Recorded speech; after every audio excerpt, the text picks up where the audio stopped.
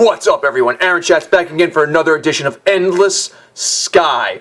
Got a few things to do. We are still in, I think, in coalition space. Yeah, we're in the beginning. Oh, yeah. Trying to find how to get the other side, not the heliarchs. So let's just keep doing along. We're also going to go to Remnant Space and see if we can trigger some fancy mission by scanning some ship. It's over here somewhere, but since we're in coalition space also, while we're in coalition space, we're going to wait to see what happens when they, that mission that we did actually comes up with the fancy scanner.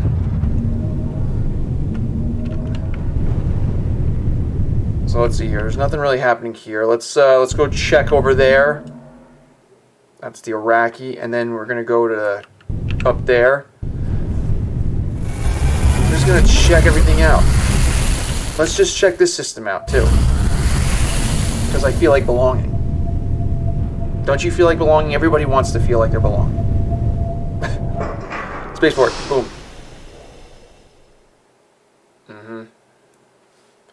What missions do I have? Scouting permit. Oh. Karango's Galactic. Ooh, we definitely got to do that, too. Got to go back to the Karango action. Which we will do. There's no time limit on the mission, so that's fine.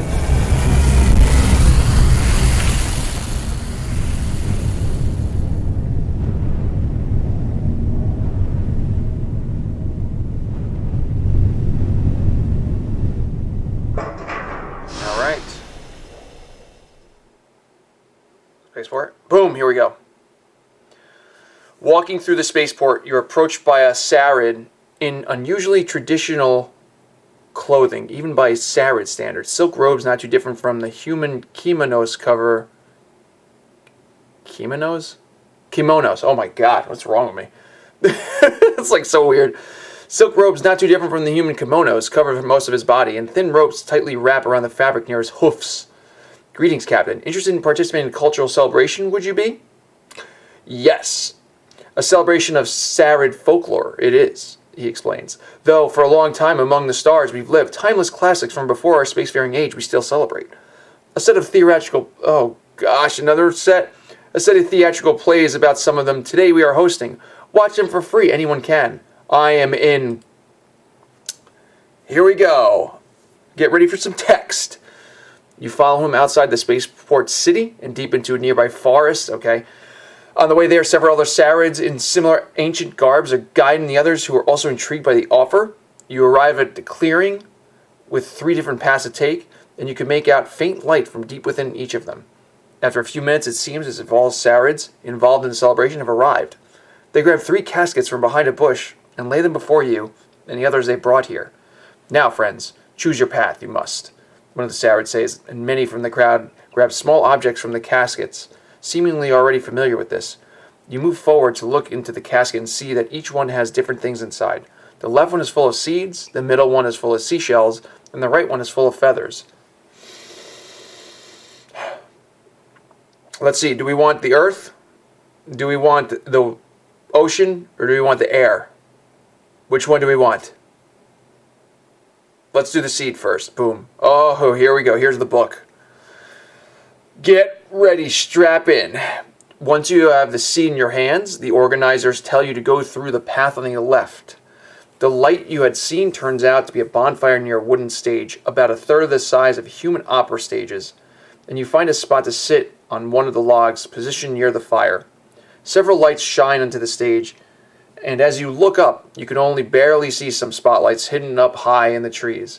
After the audience is all gathered, the curtains of the stage open to reveal many small figures made out of what looks like paper in a style that loosely resembles origami. They are supported either by thin wooden poles from below or strings from above. There are figures close to where the curtains were and others further away on the stage, the various layers granting depth to the scenery. After a brief moment, the show begins. The central figure is a young Sarid boy galloping through the dense forest. Sound effects of thunder begin and grow increasingly frequent, echoing around you as if in a real thunderstorm. A white piece of paper, shaped like a lightning bolt, comes down swiftly and strikes one of the trees in the boy's way. Flame-shaped folds rain down from the top of the stage and stick to the tree as it falls, blocking the boy's path. He turns to run elsewhere. Another lightning bolt, and another tree falls. After a few more repetitions, the boy is too tired to run anymore. Hurt by some of the flames, he is now limping through the forest. Whimpering as the thunder grows closer once more, he spots a tree unlike others. A great oak. A great oak? How is there an oak tree, right? How is there an oak? A great oak with branches thicker than the other trees around him. He goes to it and lays down at its base, and soon he falls asleep as the curtain closes. It opens once again after a few moments, with the boy waking up in darkness. When he gets up, rumbling sounds are accompanied by rays of light reaching the ground, and he realizes the great oak, which I don't know why there's an oak tree on a different planet, had lowered its branches around him. As it lifts them up, the several smaller trees that had fallen on the mighty oak's branches during the storm are scattered away. The sun as his guide, the boy manages to leave the forest, and the curtains close again. People in the audience start getting up and performing a short bow toward the stage with both hands clenched together close to their chests, as if silently applauding the performance. Once most of them are done, they prepare to leave, and you follow them. Once you're back at the clearing, you return the small object back to its casket after seeing the others do the same, and the organizers guide everyone back to the spaceport. Once there, the Saurid who first approached you says that you enjoyed the spectacle, I hope, and bids you farewell. That's it? Oh, there's not like you can't do multiple? Oh, that's kind of cool, though.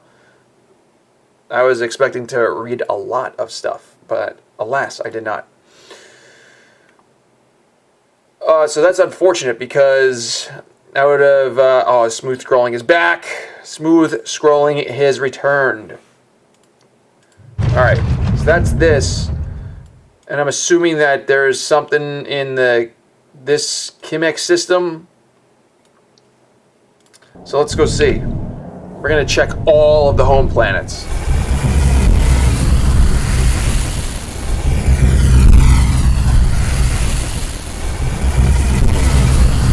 I mean, I could just do this mission now, but I will wait. Actually, we'll land here. Oh no, I don't want to land on the Ring of Power. We will land one more system. I don't want to land on any of the rings.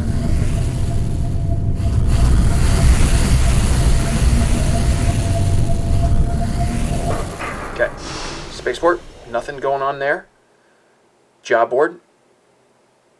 Remember all those like missions about like dumping garbage and stuff? This is crazy. Here we go.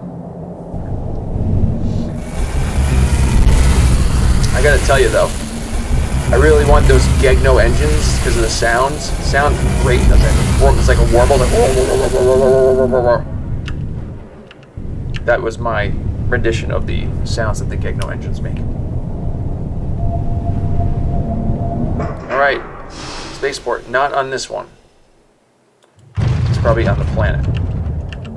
Let's go here. Spaceport. Did I already do this?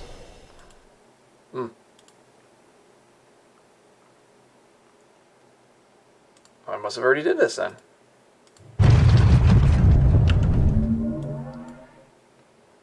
So we learned a little bit of the Saurid. I don't remember if we learned about the Kimek already. We might have, if I remember. It's been a long time. But let's just go to this system. So, okay, this is a hyperspace lane, and this is a jump. Get it. Somebody actually told me that in the comments, so thank you. Oh, what is this? I don't remember. What is this thing here? I don't remember seeing this. What is this? Look at this planet thingy. Not including the core. This is the largest megastructure. First devised before the coalition war against the coalition. Recent 2000. Oh, how about that? So they created their own megastructure. That's interesting, and nothing on the spaceport. Huh. That's interesting.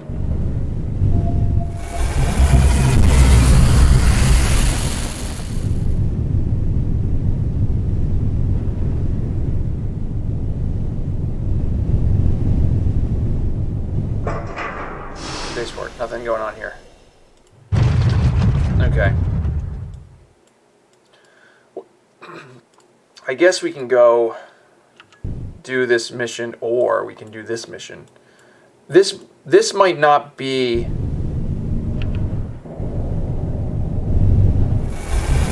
This might not be a time mission either. So we just do it. Let's just see what's at this. I just want to hit some different systems up to make sure that I'm going to try to trigger the other side rather than the heliarcs. But I don't... Oh, here we go.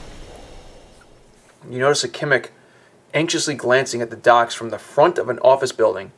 Once he notices you, he scurries closer. Say, Captain, willing to do me a service, are you? Transport all 4 I need. I'm in. A prestigious research group from 2nd Cerulean I represent, and looking to expand our deep-sea expeditions we are. For that, just settled the acquisition of 5 new submarines my superiors have. To pick them up from market of Gupta, I was selected, so transported there I must be. Permitted to pay you 90,000 credits. I'm not even going to ask. Just come on in. Let's do this. Very good. Thank you, Captain. Called that name, and a member of the Pale Waters Research Center I am. A wonderful trip may we have. You bring him to your blah, blah, blah. Let's do this. We're going to go to Gupta first. Going to Gupta.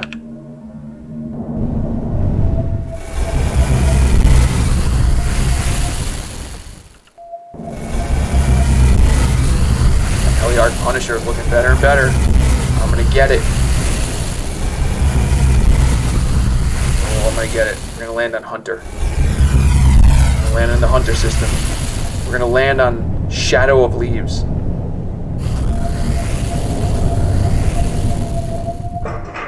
Spaceport. Nothing happened.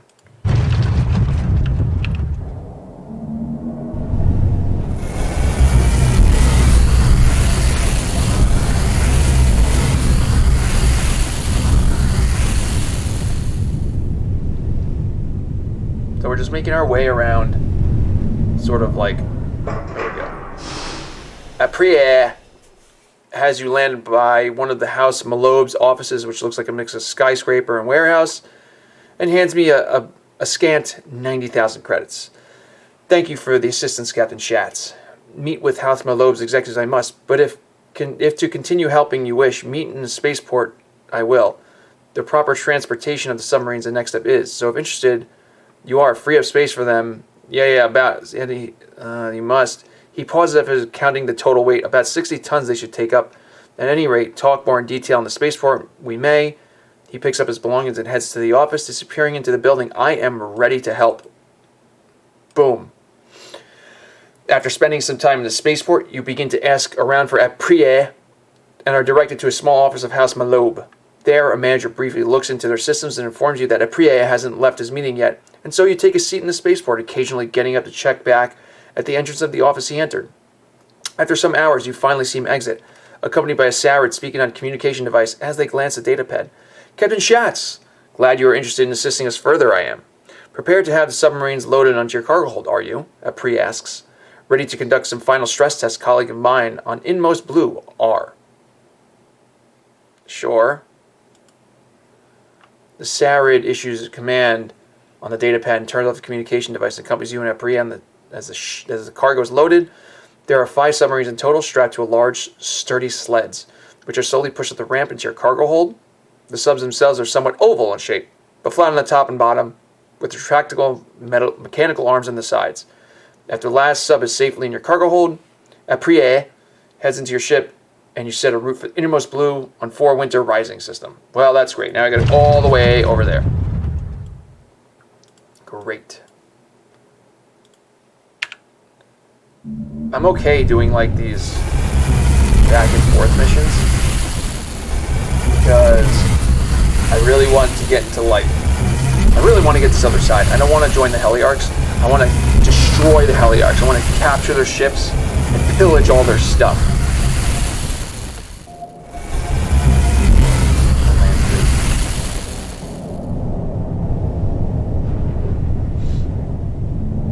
So, why is one of my ships refueling? I don't understand that. Why is one of my ships refueling? It should have been fine.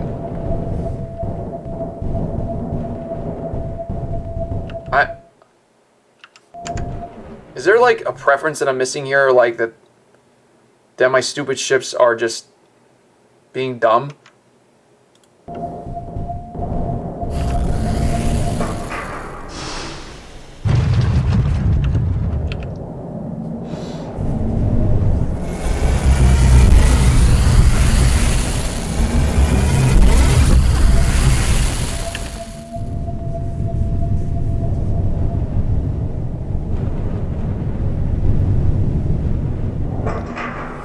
As the workers unload the submarines from your cargo, Apria approaches you, handing you 210,000 credits. Oversee the stress test I must, so meet you in the spaceport again I will. If you're interested in seeing the test you are, however, come with me you may.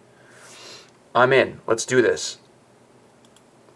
After all the submarines are out of their cargo hold, they're placed atop trucks with heavy tracks instead of wheels. You and Apria board one of the trucks and begin a trip down to the shore below, reaching a small commercial port with a large set of docks.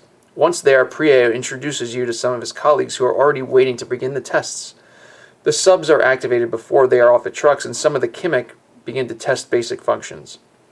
Once they are all in the water, everyone boards a sturdy barge which follows a submarine several kilometers off the coast until you can no longer see the shore.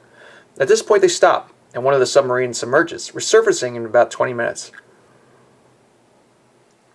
The Kimmick make sure that the sub suffer no damage and proceed to test the other ones. After each one has made the trip to the bottom and back several times, the submarines and the barge head back to the docks. The subs are once again put on trucks, and you begin the trip back to the spaceport city. Once you have arrived, a pre-colleague asks him to come with him to discuss something in private, and he tells you he will meet you back at the spaceport. Alright, boom. A pre comes to the spaceport followed by one of his colleagues. Have to perform one more test, we will, Captain, to assess the sub's repair abilities in hazardous environments. Pale waters wants. So a quick stop at Dust Companion in the 8 Winter Below system we must take. Wait, what do you mean? Equipped with welders, the arms of the submarine, so that if greatly damaged deep underwater one of them is, repaired by the others it can be, he explains. Unstable tectonics Dust Companion has, so a test repair during one of those nightly tremors we will conduct. That way assess their abilities without bothering second cerulean's fauna we can. Why do you need to test that? No. But preparing for any eventuality, we are. Should the planet's plates grow unstable or some other troubling factor comes up, prepared for it the subs must be. His colleague speaks up. Headed to Dust Companion, another team from the research center has. Return to second cerulean with the data we have collected. Any others will. Prepare the subs for your cargo we already have. You follow him back to your ship and see the submarines are ready on their giant sleds again. After they're brought into your hold, Apri's colleagues say goodbye to him. And he enters your ship once more. And now we're off. Where are we going?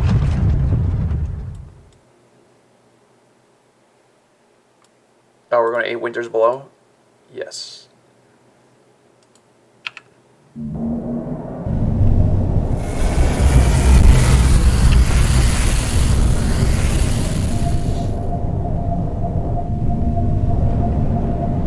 Okay. Epre instructs you to head to some hangars at the large port where a team is waiting for the repair test. He hands you 130,000 credits when you land and goes to check with the workers unloading the submarines. They're all taken from your cargo and swiftly put in the water as a team of Kimmick boards a large ship that you guess is an old tanker. This ship prepares to follow the subs to the testing area along with other smaller, newer ship with a thick crane on the front. Aprie approaches you before he boards the tanker asking, "Come with us for the test, would you like, Captain? Take a while it might. Not expected until after nightfall the next tremors are. I am in." Oh, okay, here we go. Some more text.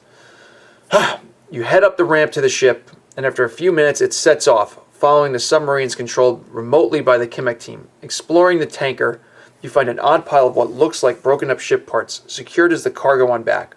The pieces are welded together in a shape similar to the cockpit of one of the smaller Heliarch ships, though it has several dents as if hit by some explosives. Apria notices you looking at it and comes to explain that it's the prop on which they'll test the repair functions. Once the tanker comes into a stop, the smaller ship's crane grabs the prop, slowly maneuvers it away from the tanker before lowering it into water and letting it sink. The submarines follow the prop as it goes down until it comes to a stop after a few minutes. The Chemic operators then proceed to take shifts at their computers as everyone waits for a tremor to begin. After the moon is high in the sky, you notice odd shifts in the waves and trembling on the boats, with which the Chemic start their repair work. Once they're done, and after the tremors stop, the subs slowly bring the prop back up, where the crane places it on the tanker again. Let's see. Apri heads to the prop to check on the welded parts. Yes, very good. Performed well, the welder arms have. Good for deployment. They should be. The submarines go ahead once again, lighting the way back to the port as the ships follow them until docking. The subs are once again placed atop sleds and brought into your ship. Apri thanks the Chemic team for handling the subs and heads back to your ship saying, "Time for their final trip it is. Bring the vessels and I to Second Cerulean in the 5-axis system you may." I think we'll do that.